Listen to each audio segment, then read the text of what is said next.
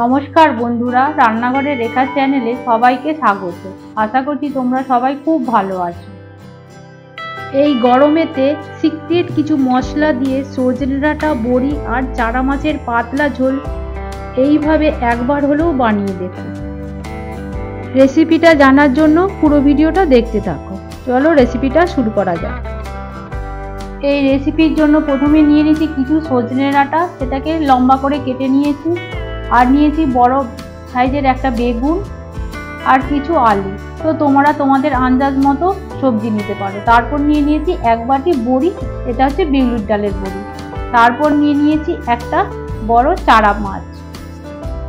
এবারে গ্যাসটা অন করে কড়াই বসিয়ে দেবো, দিয়ে দেবো পরিমাণ মতো সর্ষের তেল। তো তেলটা গরম হয়ে গেলে বড়িগুলো দিয়ে দেবো ভাজার জন্য। তো এই সময় গ্যাসটাকে কমিয়ে একদম বড়িগুলোকে ভেজে নিতে হবে। দেখো বড়িগুলো প্রায় লাল লাল হয়ে গেছে, তার মানে ভাজা হয়ে গেছে। আমি অন্য একটি পাত্রের মধ্যে তুলে নিলাম।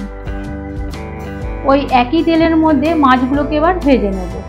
তো মাছগুলোকে আমি আগে থেকে নুন হলুদ মেখে রেখে দিয়েছিলাম। এরপর মাছগুলোকে একে একে তেলের মধ্যে দিয়ে দেবো ভাজার জন্য। মাছগুলো ভাজার সময় গ্যাসটাকে মিডিয়ামে রেখে মাছগুলোকে আমি ভাজতে থাকবো। তো এক পিঠ ভাজা হয়ে গেলে অন্য পিঠটা উল্টে দেবো ভাজার জন্য। আর মাছগুলো যতক্ষণ অবধি লাল লাল না হচ্ছে ততক্ষণ অবধি আমি ভাজতে থাকবো। দেখো লাল লাল হয়ে গেছে, তার মানে মাছগুলো আমার ভালোভাবে ভাজা হয়ে গেছে। তো অন্য একটি পাত্রের মধ্যে আমি তুলে নেব। একই রকমভাবে সমস্ত মাছগুলোকে ভেজে অন্য একটি পাত্রের মধ্যে রেখে দিলাম। এবারে তৈরি করে নেবো সিক্রেট মশলা। তো তার জন্য গ্রাইন্ডারের মধ্যে দিয়ে দেবো 1 চামচ কালো জিরে, 1 চামচ রাঁধুনি, 1 চামচ গোটা জিরে, 3টে আদার টুকরো, 2টো শুকনো লঙ্কা, 2টো কাঁচা লঙ্কা, 4 থেকে 5টা গোলমরিচ আর অল্প জল দিয়ে ঢাকনাটা আটকে পেস্ট করে নেব। দেখো মশলাটা পেস্ট হয়ে গেছে, একদম মিহি করে মশলাটা আমি পেস্ট করে নিয়েছি। বাটা মশলাটা সরিয়ে রেখে দিয়ে ওই একই তেলের মধ্যে আমি বেগুনগুলোকে ভেজে নেব। সমস্ত বেগুনের টুকরোগুলো দেওয়া হয়ে গেলে নাড়াচাড়া করে ভাজতে থাকবো। তো এই সময় গ্যাসটাকে কিন্তু কমিয়েই ভাজবো। এরপর দিয়ে দেবো আন্দাজ মতো নুন। নুন দেওয়ার পর ভালোভাবে মিশিয়ে আমি ভাজতে থাকবো। তো যতক্ষণ অবধি লালচে না হচ্ছে বেগুনগুলো ভাজা, ততক্ষণ অবধি ভাজতে থাকবো। দেখো লাল লাল হয়ে গেছে, তার মানে বেগুনগুলো ভাজা হয়ে গেছে। আমি অন্য একটি পাত্রের মধ্যে তুলে নিলাম। এবারে ওই একই কড়াইয়ের মধ্যে দিয়ে দেবো পরিমাণ মতো সর্ষের তেল। তো তেলটা গরম হয়ে গেলে দিয়ে দেবো 2 চামচ 5 ফোড়ন আর একটা তেজপাতা। তো ফোড়নটাকে নাড়াচাড়া করে ভাজতে থাকবো। তো ফোড়নের সুন্দর একটা গন্ধ বেরোলেই ওই কেটে রাখা আলুর টুকরোগুলো দিয়ে দেবো তেলের মধ্যে। এই গরমের সময় ডাঁটা আর চারা মাছের এই পাতলা ঝোল তোমরা খুব সহজে যে কেউ বানিয়ে নিতে পারবে। তো আর এই গরমেতেই বিশেষ করে পাতলা ঝোলটা খেতে সবারই খুব ভালো লাগে।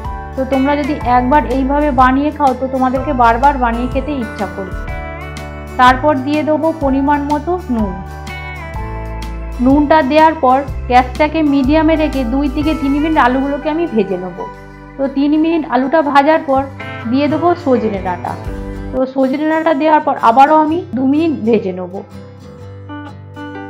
সজনে ডাঁটাকে কিন্তু বেশিক্ষণ না ভাজলেও চলবে। 2 মিনিট ভাজার পরই আমি দিয়ে দেবো আগে থেকে কেটে রাখা 2 থেকে 3টে ছোটো সাইজের টমেটো কুচনো টমেটোটা দেওয়ার পর আবারও আমি নাড়াচাড়া করে ভাজতে থাকবো। টমেটোটা কিছুক্ষণ ভাজার পর দিয়ে দেবো 1 চামচ হলুদ গুঁড়ো আর দিয়ে দেবো আগে থেকে বেটে রাখা মশলা। এবারে সব কিছু ভালোভাবে মিশিয়ে আমি কষতে থাকবো। তো এই মশলাটা কষার সময় কিন্তু গ্যাসটাকে একদম কমিয়ে রেখেই মশলাটা কষে নিতে হবে। তো মশলাটা আমি 2 থেকে 3 মিনিট কষে নিয়েছি। তো কষার পর আমি দিয়ে দেবো জল। তো আমি এখানে গরম জলটা অ্যাড করেছি। তো তোমরা চাইলে গরম জলও দিতে পারো বা ঠান্ডা জলও দিতে পারো। এরপর তরকারিটা ফুটে এলেই দিয়ে দেবো আগে থেকে ভেজে রাখা বড়ি। তো বড়িটা দেওয়ার পর খুব ভালোভাবে খুন্তির সাহায্যে আমি মিশিয়ে নেব। মিশিয়ে আমি ঢাকনা দিয়ে ঢেকে গ্যাসটাকে কমিয়ে রেখে 5 থেকে 10 মিনিট আমি রান্না করে নেব। তো 10 মিনিট বাদে ঢাকনাটা খুলে দেখে নেবো যে আমার সবজিগুলো সেদ্ধ হয়েছে কিনা। দেখো একটা আলু আমি খুন্তির সাহায্যে কেটে দেখে দিলাম যে সেদ্ধ হয়ে গেছে। ডাঁটাটাও খুব ভালোভাবে সেদ্ধ হয়ে গেছে। এবারে দিয়ে দেবো আগে থেকে ভেজে রাখা বেগুন। তো বেগুনগুলো আমার পুরোপুরি ভাজা অবস্থায় প্রায় সেদ্ধই হয়ে গেছে, সেই জন্য আমি সবার শেষে বেগুনটাকে এখানে অ্যাড করলাম। তো বেগুনটাকে দেওয়ার পর আবারও আমি 1 থেকে 2 মিনিট ফুটিয়ে নেব। তো ফোটানোর পর দিয়ে দেবো আগে থেকে ভেজে রাখা মাছ।